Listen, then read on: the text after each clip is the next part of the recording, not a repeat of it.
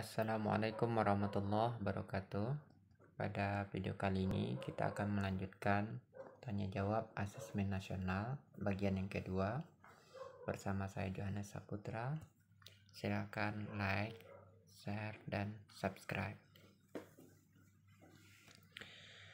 Pertanyaan berikutnya, apa perbedaan AKM dengan ujian nasional atau UN?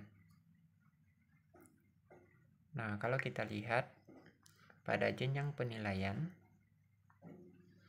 UN dilaksanakan untuk siswa SMP MTS, SMA MA, dan SMK, sementara AKM dan survei karakter dilaksanakan untuk siswa SDMI, SMP MTS, SMA MA, dan SMK.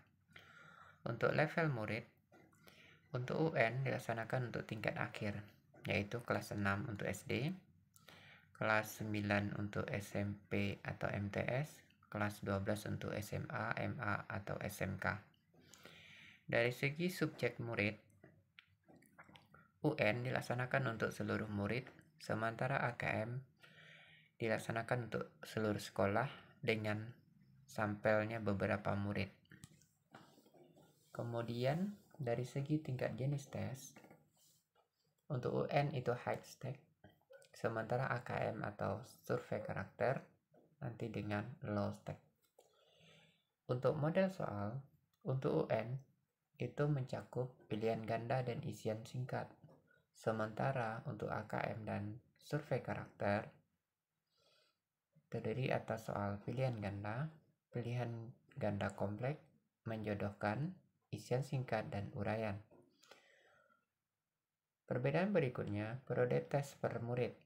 Untuk UN dilaksanakan selama 4 hari, sementara AKM dan survei karakter dilaksanakan selama 2 hari.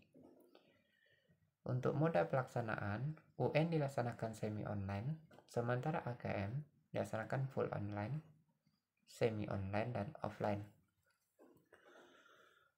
Dari segi metode penilaian, UN dilaksanakan dengan Computer Based Test atau CBT, sementara AKM dilaksanakan dengan Computerized Multi-Stage Adaptive Testing atau MSAT.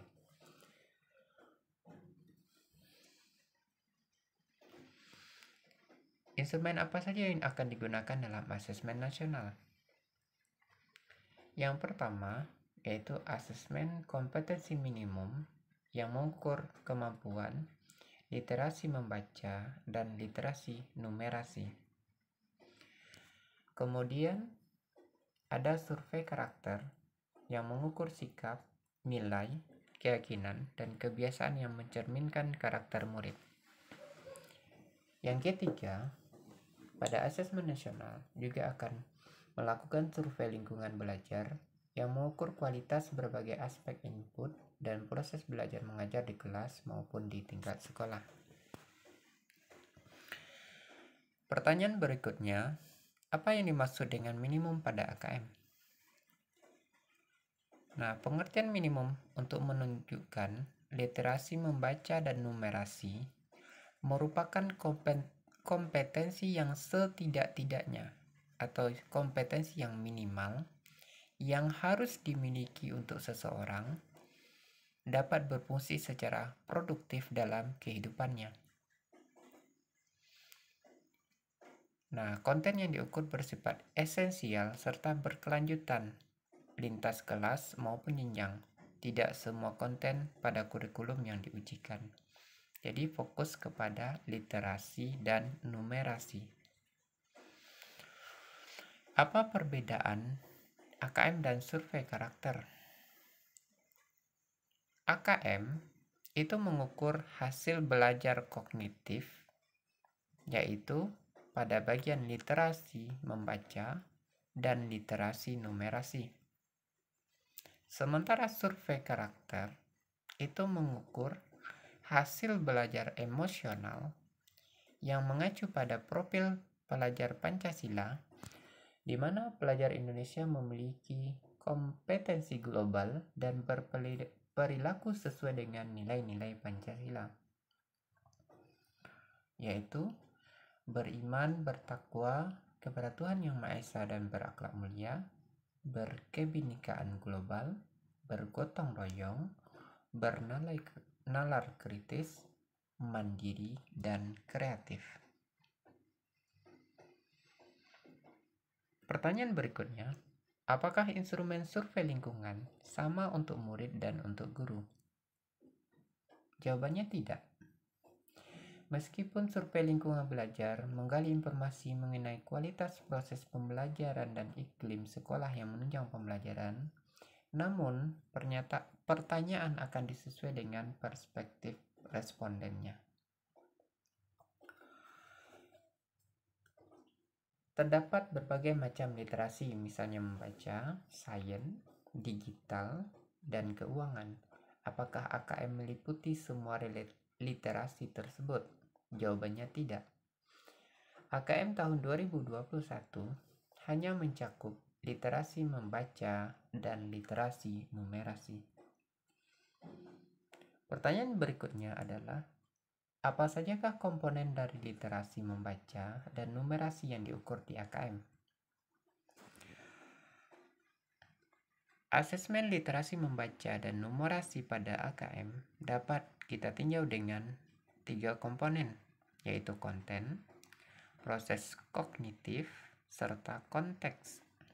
Nah, berikut dijelaskan dengan bagan. Nah, dari segi konten, untuk literasi membaca, itu memuat tentang teks, informasi, dan sastra.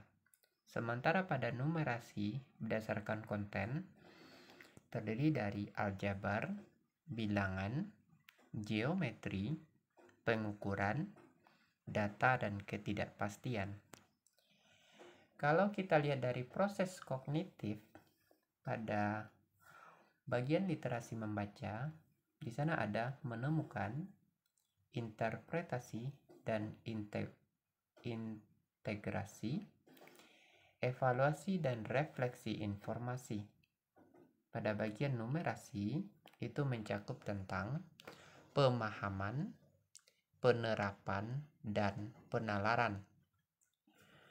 Untuk komponen konteks, pada bagian literasi membaca memuat tentang personal, sosial, budaya, dan saintifik. Pada bagian numerasi, itu memuat tentang personal, sosial, budaya, dan saintifik. Pertanyaan berikutnya adalah, bagaimana bentuk soal asesmen nasional? Nah, bentuk soalnya terdiri atas 5 macam. Yang A, pilihan ganda. Pada pilihan ganda ini, murid hanya dapat memilih satu jawaban benar dalam satu soal. Yang B, pilihan ganda kompleks. Murid dapat memilih lebih dari satu jawaban benar dalam satu soal. Yang C, menjodohkan. Murid menjawab dengan cara menarik garis dari satu titik ke titik lainnya, yang merupakan pasangan pertanyaan dengan jawabannya. D, isian singkat, yaitu murid dapat menjawab berupa bilangan, kata untuk menyebutkan nama benda, tempat, atau jawaban pasti lainnya.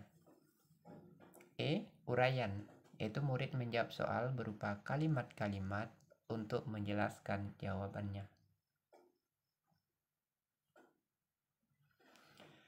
Berapa banyak soal yang akan dikerjakan murid pada saat AKM? Nah, kita lihat untuk murid kelas 5 akan mengerjakan 30 soal untuk masing-masing literasi membaca dan numerasi.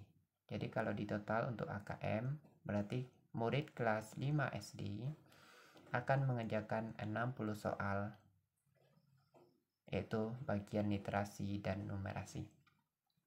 Sedangkan untuk murid kelas 8 dan kelas 11 akan mengerjakan 36 soal masing-masing untuk literasi membaca dan numerasi. Jadi total soal AKM yang dikerjakan oleh kelas 8 dan 11 itu sebanyak 72 soal. Apakah murid memperoleh soal setara dengan murid lainnya? AKM dilaksanakan secara adaptif, sehingga setiap murid akan menempuh soal yang sesuai dengan kemampuan murid itu sendiri. Apakah soal AKM untuk peminatan IPA, IPS, bahasa dan agama berbeda? Apakah seperti soal UN, pembagian porsinya? Tidak. Ya. AKM itu mengukur kompetensi mendasar yang perlu dipelajari semua murid tanpa membedakan peminatannya. Oleh karena itu, seluruh murid akan mendapat soal yang mengukur kompetensi yang sama. Nah, keunikan konteks beragam materi kurikulum lintas mata pelajaran dan peminatan tercermin dalam ragam stimulus soal-soal AKM. Apakah ada contoh-contoh soal latihan AKM yang disediakan secara khusus? Ada. Pusmenjar menyediakan contoh soal AKM pada laman ya, pusmenjar.kemdikbud.go.id /AKM. Adakah semacam kisi-kisi untuk mengikuti asesmen nasional? Kapan dan di mana kami dapat memperolehnya? Tidak ada kisi-kisi. AKM disusun berdasarkan indikator-indikator kompetensi yang membentuk lintasan kompetensi hasil belajar yang bersifat kontinu. Nah, Pusmenjar juga menyediakan contoh soal AKM di setiap indikator dan kompetensi.